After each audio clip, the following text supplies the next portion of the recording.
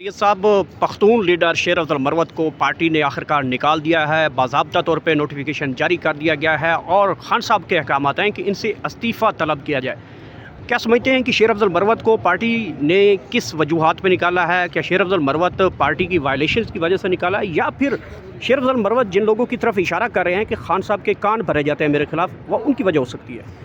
देखिए, शेर अफजल मरवत का इस स्टेज पे पार्टी से निकालना, इमरान खान की डायरेक्शन का कह के निकलवाना, एक बात तो बड़ा क्लियर है कि कुछ जो जेन्युइन पीटीआई के लोग हैं और बड़े पुराने लोग हैं उनको साइड लाइन किया जा रहा है, और जो ये होम्योपैथिक क़यादत आ चुकी है उनकी इमरान खान के पास कुर्बतें बढ़ गई है।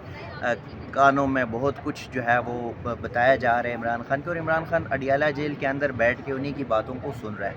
अब मुझे अफसोस के साथ कहना पड़ता है कि इमरान खान के हवाले से ये बड़ा मशहूर है कि जिन्होंने उसके साथ अच्छाई की है ना, वो हमेशा डस गया है। जहांगीर तरीन भी वही बंदा था जिन्होंने इमरान खान को हुकूमत दिलाई थी, अलीम खान भी उसी में से एक था, इसी तरह जावेद हाशमी भी था, इसी तरह पीटीआई के बड़े पुराने लोग थे। शेर अफजल मरवत आपको एक ऐसे टाइम पे उन्होंने आपकी पार्टी को किया जब आपकी पार्टी बिल्कुल मर चुकी थी, कोई सामने आने वाला बंदा नहीं था, और शेर अफजल मरवत आके और वो पूरे पाकिस्तान में जलसे कर रहे थे, इलेक्शन कैंपेन करा रहे थे, और पीटीआई की मरी हुई पीटीआई में वो रोह फूंक रहे थे। तब शेर अफजल मरवत हीरो था, तब शेर अफजल मरवत जो है वो नायब सदर भी था, तब शेर अफजल मरवत जो है वो पता नहीं बड़ा तगड़ा था, दबंग था, निडर था। लेकिन फिर शेर अफजल मरवत जो है जब आपके मामलात क्लियर हो गए, जब आपको जो है वो आपने जो अचीव करने थे वो अचीवमेंट हो गई, तो शेर अफजल मरवत जो है वो एस्टैब्लिशमेंट का नुमाइंदा हो गया, शेर अफजल मरवत जो है वो गद्दार हो गया। अली अमीन गंडापुर साहब ने कहा था कि ना तो उसके पास इतनी पॉपुलैरिटी थी पहले, ना कुछ था। हमारे घरों पे रेड हुए, छापे पड़े, बच्चों को उठाया गया, फैमिली को पकड़ा गया, मेरे ऊपर 40-50 मुकदमे दर्ज हुए, लेकिन शेर अफजल मरवत को छोड़ा गया। उसके ऊपर कोई इतनी इस किस्म के इतने मुकदमात नहीं किए गए, क्योंकि हमें निकलने नहीं दिया रहे थे। मरवत को उस वक्त कौन निकलने दिया जा रहा था, ये कह रहे हैं। अच्छा, इसमें भी थोड़ा सा देख ले। एक तो अली अमीन गंडापुर साहब ये कह रहे हैं, तो फिर जुनैद अकबर का जो स्टेटमेंट है वो सुना है ना। जुनैद अकबर क्या कह रहे हैं कि मुश्किल वक्त में मेरे साथ पार्टी का एक ही बंदा खड़ा था, और वो था शेर अफजल मरवत। ठीक है, बैरिस्टर गौहर साहब जो है वो देखिए, और फिर इसी पे बात करते हैं कि सियासी लोगों को जो है वो गिरफ़्तार करते थे, तो आपके जो वकला की आदत उस वक्त सामने थी, किसी ने कोई एहतजाज किया था?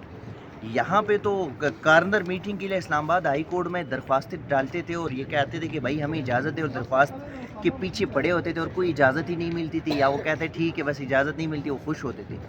शेर अफजल मरवत ने बग़ैर किसी दरख्वास्त के एहतजाज किया अपने पूरी पॉलिटिकल स्ट्रेंथ के साथ, और अपनी पार्टी को लेकर गए। तो तब ये क्यों नहीं कहा जा रहा था? और शेर अफजल मरवत के हवाले से अगर कहा जा रहा है, तो शेर अफजल मरवत के ऊपर 19 मुकदमात हैं इसी इस्लामाबाद के अंदर। ये आप भूल गए कि फिर मुकदमात नहीं है? या शेर अफजल मरवत को जो लाहौर में रखा गया था 4-5 दिन वो जेल में पड़ा रहा, वो क्या था? शेर अफजल मरवत को जो बलूचिस्तान में अरेस्ट किया था, वहाँ से एयरपोर्ट से ये वापस निकल आए थे, कराची से जो है ना ये एयरपोर्ट से वापस आ गए थे। तब तो किसी ने कोई नहीं कहा कि शेर अफजल मरवत के ऊपर मुकदमात नहीं हो रहे। अच्छा, मुझे एक बात बताएं, चलो इस बात को मान ही लेते हैं, तो ये जो अली अमीन गंडापुर ने डी चौक में 2 दफ़ा या कॉन्स्टिट्यूशन एवेन्यू के साथ 26 नवंबर वाला कर ले, 4 अक्टूबर वाला कर ले, कितने लोगों को मरवाया, कितनों को गिरफ़्तार करवाया? अली अमीन गंडापुर जो चाय के पीछे जो है ना वो चलते थे, और 12-12 घंटे उधर फिर खैबर पख्तूनख्वा के अजला में से गुजर के पेशावर पहुँचते थे, वो कौन कर रहा था? अली अमीन गंडापुर जो तकरीबन दो दिन गल्ला पता थे और फिर अचानक नमूदार हो गए, वो कहाँ थे? ये जो बैरिस्टर गौहर साहब है, जो चेयरमैन है, ऑल तो बड़ा रिस्पेक्टेबल है, उसने सियासी तरीके से बड़े तहम्मुल के साथ पीटीआई को एक स्ट्रेंथ प्रोवाइड किया, तो फिर बैरिस्टर गौहर पे कौन सा मुकदमा है?